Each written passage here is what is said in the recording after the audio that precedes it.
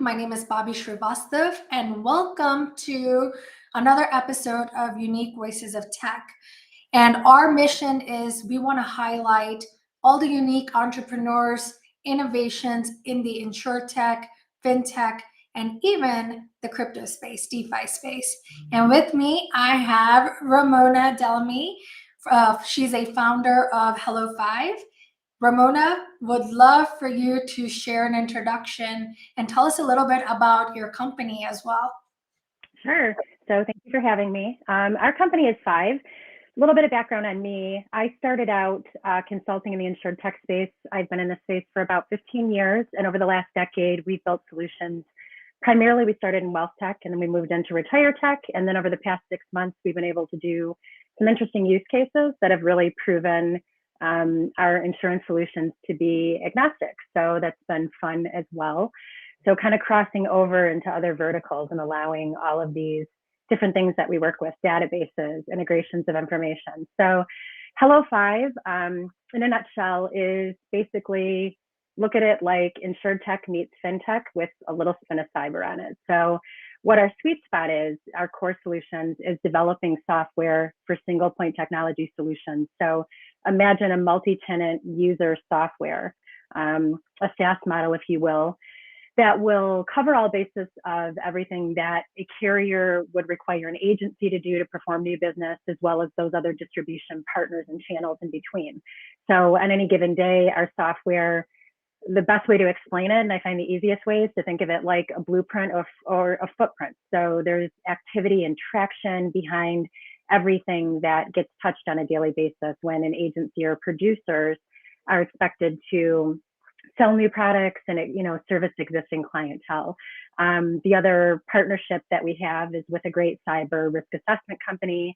And really what we look to do there is we look to take one step further for this zero risk industry at this point, because as you know, even a lot of carriers and agencies are comfortable with remote work right now. Even for a captive carrier and you're under like a secured key type of situation, if you're working remotely from a coffee shop, then you're still affected. So, we're really trying to combat all of those issues. And in a nutshell, the other thing that we really want to be is a growth partner for, our agencies. So we like to look at ourselves as an engine that streamlines workflow between carriers, distribution partners, agencies, and their end users. Oh, that's awesome, Ramona. Tell us a little bit about you. Like, what got you into building this company, as well as you're a serial entrepreneur. So tell us a little bit about your background as well. Yeah, so originally my main development agency, Adapt Detroit, has been building projects for several years. Most of the stuff that we were really comfortable in, the space that we were comfortable in, was a lot of med tech, and that's because we're here out of Detroit, Michigan. So after doing so many projects in the med tech space, we started doing things with ed tech. And then we really looked at insurance and a lot of the marketing needs and other things beyond just software and distribution in that industry. So, as I mentioned before, for like for the past decade plus, I've worked with a lot of larger marketing companies and conduits between carriers and agencies. So we really started looking at ourselves not only as a growth partner, but a problem-based solution provider, because we were this middleman seeing all of these disruptions. And by the way, this was prior to COVID. So this was before digital transformation was the new norm, right? So it was fun to see that. So a little bit more about me. I obviously have been doing design and development in a lot of these industries and system architecture for many years. But one of the things that I feel is pretty exciting in this space right now is we've been a proficient low code builder since 2015, since people didn't really realize what low code was.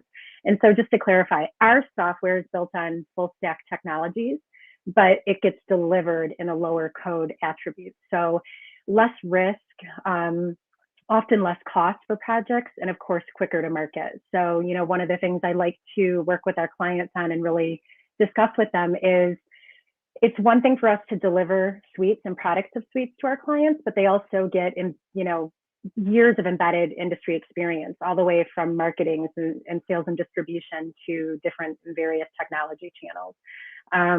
So, my background has always been in the design and development space as well as the marketing. So for us, it's just kind of really nice full circle that we understand all of those things, so we can look at projects And then really what made us decide to go ahead and build our sandbox of projects, if you will, underneath the Hello 5 name, is we were doing different projects for clients. And the one thing that I've always really wanted to implement and make sure that we at least acknowledged and tried to set forth a change in the industry is most of these clients wanted single purpose projects. So, I'll say that again, single purpose, not single point. We like single point. We like everything that integrates. We like anything that has a webhook or an action call or an API. But a lot of these projects were lengthy projects, very expensive projects, and they were for a full purpose. And by the time these projects would be implemented, they weren't evergreen anymore. Nobody could use them, so they kept expiring themselves out. Tech stacks kept expiring themselves out. So with my background, we really wanted to just make a difference with that type of model, that mindset. And so really that's what we do when we enter into the relationships. Our core solution has so many bells and whistles that you don't really have to customize anything. So we look probably like maybe one of three things. One, it could look like an insurance exchange if we're working with several carriers, right? Second is it could look like a licensed product that a larger distributor could use because of all of the attributes, because it really has functionality that would allow you to deliver B2B to C type of everyday processes. And then the third is just that typical SaaS enterprise model that is, uniquely customized for only the carriers and the products that maybe these users want to work with. And it's based on their multi-tenant user interface. So what I see every day is not it's not going to be what you see every day. And that's the unique value proposition behind it. No, that's awesome. I love when I can talk shop with strong female founders. So this is awesome. And I know, congratulations me too. on your journey and a path, right? So you saw a problem and you were ahead of it before everything's getting, like I called it, jargonized, right? So Right. digital transformation, we were doing digital transformation work in late 2000s, early I 20s. know, right? And then all of a sudden, I heard about this guy. He's like, "Yeah, I'm a thought leader on digital transformation." I was like, "What are you talking about? Like digitizing processes?" And he's like, Right. "Yeah." And I was like, "Okay." Like that's what a lot of us we've been doing. And the next one was RPA. Right. I just think our industry is awesome because we do fall for some of these acronyms. And I'm like, guys, RPs existed a long time ago. AIs existed a long time ago. Now it's just getting mainstream, which is good, which means adoption. But we shouldn't be enamored by the technology. We should be enamored by the what is it solving, right? We should be Yeah. enamored with the problem and how does this piece of technology can solve it in an expeditious way. So I'm all about low code, no code. And Yeah. And the other side of it, I was going to say, if you look at the trajectory and you follow things like InsuredTech Insights and you look at like what's been done in the last 6 months, you're going to see, okay, again, other acronyms like M&A is going on right now. So a lot of companies are either partnering or they're doing something in a position that's not necessarily like a startup being acquired anymore. It's just collaboratively instead of everybody trying to compete with each other, which is why I love our relationship because we talk very candidly about how we can work together, how we can support each other, how we can uplift each other, how we can involve other people in this circle with us, whether it be male, female. Of course, we want to set a standard for other females in this space, other female technical developers, anything we can. But at the end of the day, this industry is really starting to come full circle. There's larger companies right now that have received an incredible amount of funding. They have CEOs on board that have a lengthy history in the insurance marketplace. And basically what they're really doing is they're allowing companies right now, maybe the incumbents to come in and take, I don't want to say middle level people, but people that are doing the work, that understand the projects and the multitude of them to actually participate now. Instead of it being a red tape CEO decision, they fight, or argue about the projects and they get put off, they get shelved. I think that's necessary. I think anything to speed up the conversation of like, how can we integrate? How can we make this process easier? Because if not, what ends up happening is you've got groups or individuals like myself and you, and we're tasked then. with like, you integrate the system, figure it out on your dime, let us know how it goes. And that could take a really long time because we're no longer in control of that decision making behind those integrations. So, the best thing for us is to have a lot of libraries, a lot of open access, a lot of partnerships, integrations. Yeah, I agree with you on the partnership piece because for us, when we work with the customer at Benikiva, we look at it from a partnership perspective because we don't want these implementations. Our incentive is not to have these long drawn out implementations. Right. So part of it is having that low code, no code infrastructure that we have, which makes it nice to integrate with other partners like yours, right? To come up with that cohesive, good experience, but also it shortens the implementation timeline. So you're getting, as a carrier, getting more value. And in Yeah. order to do that, though, we need buy-in from, the people that are actually going to be doing the day-to-day. It's great to Right. get buy-in from the top, but if my platform can't add, if I'm seen as a threat to a claim examiner, they're going to find a way to not use it. So it's a Right. very much a collaborative approach. And our job is to really add value to those parties. Yeah, and the other thing to note too is we even say it in some of our literature, that hi Nellie. She's one of my brilliant process automators. She's a good friend of mine, so she's attending today. So, one of the things that we talk about in some of our materials is we talk about how the actual insureds get affected. So why everything else is going on, the end user gets affected. So we had this good example. I think you and I talked about this with a life carrier that we know. COVID happened, there was loss of life, somebody was stuck chatting with a chatbot. So they were so excited about digital transformation that they took the humanization out of that transformation and they created more problems. So, with some of our stuff, I code AI. I've been known to do different things in AI with very large with very large people in the network atmosphere like AWS. I've been part of some cool programs, but in this industry, you have to be careful with AI. We still are not going to be solely reliant upon it because there's still and if decisions that have to be made. So the great thing about our software is we do some implementation with AI, but we also still have the human factor behind it. So we know logically how to think through what if and if decisions, and that's how we build our processes. I love this comment from Nellie. Like, I love it, love it. It's I think there's I often talk about, and you do too, Ramona, like on legacy barriers. Like there's a Okay. lot of Yeah. industry is filled with a lot of legacy barriers where but I think just like anything, you've got to take. I use the model like crawl, walk, run Yep. approach. And that we've got to do something that moves the needle. Right. So Yeah, no, it'll be fun. At some point, all three of us should talk shop and do one of these together. Because she's, how you mentioned at the beginning of the call, like I love talking shop with someone that gets it.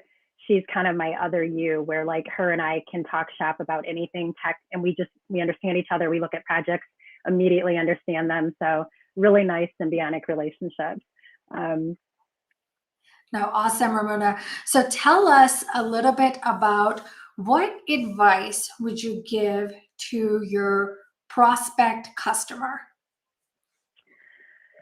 As far as the journey goes, or Yeah. I mean, if you had a prospect customer, what's a piece of advice you would give them? We like to do things again based on discovery. So, like for an example, if a prospect customer was either a carrier or even down to an agency, we like to figure out first and foremost what the bottlenecks are and really what's causing those. And again, we're there as a conduit growth partner. So the only way that we're going to be successful is to understand how to solve and eliminate some of those pain points and how to buffer those. I would say expectations, that can be a little tricky. Like one of the conversations I had over the past couple of weeks is with a partner that we're trying to build some synergies between them and a larger company. There's friction there because there's resistance to change, but this is an industry that is resistant to change. So you have to know that going into it. I believe in just setting realistic expectations. And then I know one of the questions you were going to ask me is, what advice I would give other founders in the space or other entrepreneurs, right? So that kind of makes me think of the same thing. One of the key things that I feel like I've really learned throughout this whole journey, when my partner and I decided we were just going to do this for ourselves and kind of just take the reins, is, we want to be able to ask questions, meet people, but it doesn't always have to be this hard pitch all the time. For me, it's discovery. It's about finding out like how we're connected with these groups and these people, and what can we do for them? What can they do for us? I got to the point about a year or two ago where I finally, if I had a chance to do a meeting, like at an insurance conference, I would figure out what other relationships existed behind that relationship. And I would learn how to do the ask. Like, great, we may not be a fit for you, or maybe you can't see it today, but could we ask for this? Could we be connected to this person? And again, going back to how I model things, I'm a firm believer in strategic partners, strategic alliances. I'm bootstrapped for the most part. Our companies always have been, and we are comfortable in that space. I know, right? Give us a shout out. So we're not opposed to funding. We do have one LP that we work with, and we have some really great relationships there. But that was the other thing. My partner and I decided to draw a line in the sand. We were talking to a lot of people. And when we first started, we were only in the wealth and RetireTech space. There's not a lot of people that will understand you in that space. Everyone says, I'm in insurance, but they're in P&C, they're in business. They're not in that really unique, tricky space. So we really decided that we wanted to work with parties that either understood us from a technology standpoint, understood the needs that we would go through from the majority of a female-founded company, right? Being from the Midwest, we're in Detroit, Michigan. And then outside of that, we just really wanted a partner that could bring things to the table. We had a lot of people that said, look, we could write you a check, but we don't have somebody that's an SME, a subject matter expert, that could act as a board member advisor for you. So we really started looking at larger groups that had very unique, specific perspective that we would like. Like, I like this person's background. I like this group's background. I think we could get a lot of value add from it. When we go to the table, we don't really want, let's say we don't go to the table and we don't plan on raising capital. We want relationships. We want connections. We want productivity. We want introductions. So, I would say just from the perspective of how to do things from a founder standpoint, the other thing I mentioned to you is kind of like fake failure. So my partner and I joke around about this. It's, look at your company as if you had to do it on your own and you absolutely had no means for capital and you had no other choice. And so you're going to have blips on that radar that might look like a failure or fail safe. But, for us, they've been nice pivots. They've been things that we were fortunate that we saw within our own wheelhouse without having to answer to other funds, to answer to other parties that were above us. So, I think there's a lot to be said about that. If you can do it, then by all means, try to go those avenues. One of the last things I was going to mention, and I don't know if you're going to ask me this, but Nellie and I both are advisors for Women in STEM. And so I just want to prop Women in STEM today just to say that, it's an amazing organization and we're constantly looking for other female mentors. So I think there's a lot that can be done in this space, but there's also a lot that can be done in the mentorship space in general. So one of the things I try to do is, as crazy as our life gets and as much as we have going on as founders, I try to peel back the layers and to give back to these organizations as much as we can. So hopefully there's other founders that look like us. There's other females in this space that look like us in the next 5, 10, 15 years, and we can set that path for them. You bring up such a great point. This is one of my whys as to why I started this podcast, because I was very tired of going to conferences and seeing the same folks present. And there's a lot of people that look like us, but they don't get represented. And, I have a firm belief that unless it's for my company, right? If you want a piece of my thought leadership, I don't have to pay for it, right? Like that should come organically. In fact, you should pay me for speaking. I mean, that's the other flip, right? It's if you're using somebody's knowledge, you're paying other folks, but oftentimes as startups, especially with us, we don't get invited to the table. And that's why I think I did that post to say, it's okay, I'll create my own table. This is my way of creating my table to say, hey, I want to highlight these unique voices of tech. They've got some very good solutions, and let's collaborate, let's celebrate, collaborate, and support. And I'm just so fortunate to have met you, and I'm going to be hoping to meet with Nellie soon. That's what it is. It's really about a good network and relationship building. Yeah, I think, you can be a thought leader and it doesn't necessarily have to evolve around like what you're trying to accomplish with your company. For us, like I have a lot of conversations where I don't convolute the room with trying to convince people to understand low code. I leave certain things out sometimes. I don't overwhelm everybody with tech, but that's been something I've had to learn how to do. And Nellie and I talk about that. And, thankfully I have a great partner who kind of teaches me how to minimize things to like know the audience. But I really learned to, look for things that are still really relevant in the space that we still need to do, that we still need to accomplish. So, I mean, we're all in.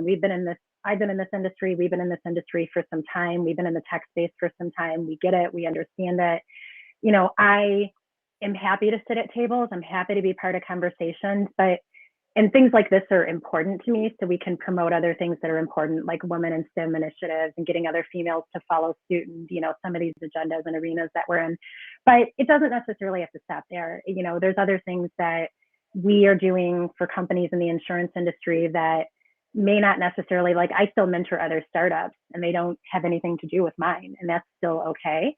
And we just want to create that space. I do, at least. I mean, that's an important mission statement for myself, is to leave room and leave that space for other founders that maybe don't have a lot of these opportunities. Because, I'll just take where I'm at for an example. We don't have a lot of funds and resources here that are necessarily unique to our space. Like next to us in Chicago, we have some resources in Wisconsin, thankfully.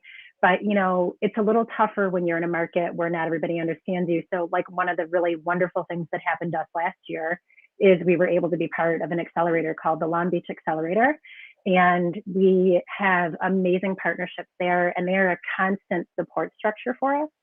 And they understand us, and they want to do follow on things with us. They want to constantly make sure that we feel supported as an alumni. And so, giving them a shout out and prop. But obviously, I think if you find those right partnerships for your space, and they're so unique in this industry, if you think about how many people apply to try to get into a startup incubator accelerator, it is like trying to apply to a graduate school, like Ivy League at that point, right? And so, we've been fortunate. We've been, part of several amazing programs and partnerships. And I would just say that although those things are great, just having the wherewithal to run your company and to do things your way is also an amazing thing to do. And I think that, not a lot of founders realize that they're waiting for somebody to kind of pick them up and run with them. And the reality is things are changing so much right now. Like I spend a lot of time in the VC space, and 2 years ago, you would not sit at a reverse pitch or a round table where these investors would tell you, I'm okay for a cold connection. Hit me up, let me do something with you. Like one great group is Inside, Jason Kalinakis' group, and they do reverse pitches twice a year. And so they have a group of VCs that they select that basically all have the same messaging. And it's just like, look, if you have a little bit of traction or even an idea that's tangible, we want to talk to you day one. We don't want you to struggle. We want you to power up with us and use all of our skills and our advisors to help you with your skill sets and to grow to the level you should grow without struggling, right? So the landscape looks much different now than it did 2 or 3 years ago, and we're thankful for that. So I think that there's a ton of opportunity. I think InsurTech and FinTech are definitely dominating most of the venture capital space at this point. And the interesting thing is it's internationally. It's not just here in the US. So, we're seeing companies coming here, trying to merge with other companies to have presence here. So I just think that there's no shortage of things that will continue to come up as opportunities in this space. It should be fun and amazing to watch what's going to happen over the next 5 years, right? Yes.